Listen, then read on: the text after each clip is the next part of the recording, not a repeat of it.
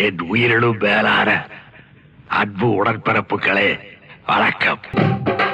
உங்களுக்காக உழைப்பதற்கு ஒரு உண்மை தொண்டனை தம்பி அமாவாசையை வேட்பாளராக அறிமுகப்படுத்துகிறேன். உழைக்கிறவன் உயரணும், அவன் வாழ்வு சிதைக்கிறங்க சிவப்பான கொள்கை ஒரு சாதாரண மனுஷன் தான். சிரிக்கவே தெரியாதவங்கள அகில இந்திய ரீதியில பெரிய பெரிய தலைவராகிறப்ப சிந்திக்கு தெரிஞ்சுட்டு நீ தேங்காய் பறிக்க இருந்தீங்கன்னா இந்த தேசத்தை யாரு காப்பாத்துறது? அமாவாசையை சுயேட்சையா நிக்க வச்சு நான் ஜெயிக்க வச்சு காட்டுறேன். ஆட்டோ சங்க தலைவர் மணிமாறன் எம்எல்ஏ கும்பிடு. கம்மியா வாட்டியா ஊட்டிக்கு போலங்க. ஐயோ அண்ணா அண்ணா உழுந்துறாங்க அண்ணா. இந்த மணிமாறனுக்கு எத்துறை அரசியல் செல்வாக்கு இருக்கிறது என்பதை அமெரிக்க ஏகாதிபத்தியத்திற்கும் ரஷ்யாவிற்கும் தெரிவிக்க வேண்டிய கட்டாயத்திற்கு நாம் ஆளாகி இருக்கின்றோம். பேர் என்ன கண்ணு? குயில். குயில்.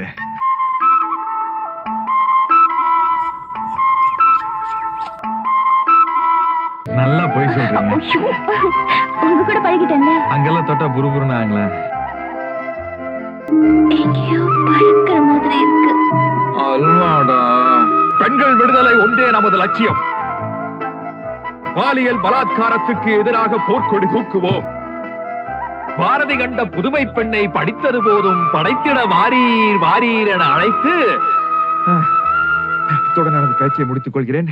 நம்ம கட்சிக்கு நான் தான் தலைவர், நீ பொதுச் செயலாளர். ஒருத்தருக்கு போஸ்டே கொடுக்க கூடாது. உனக்கு வேற ஏதாவது தொழில் தெரியுமா? தெரியாது, அரசியல் தான் தெரியும். போய் பத்த வைப்ப.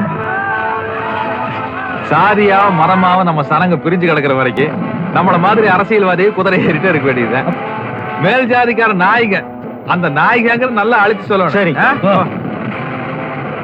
நான் ஐயோ வேண்டான்னு கதறவேன், கண்ணீர் விடுவேன். எல்லாம் நடிப்பு. மனசு மாறிட்டீங்களா? கொல்லாம விட்டுலாங்களா? யாரா சொன்னாங்க பொண்ணு ஓட்டுரு?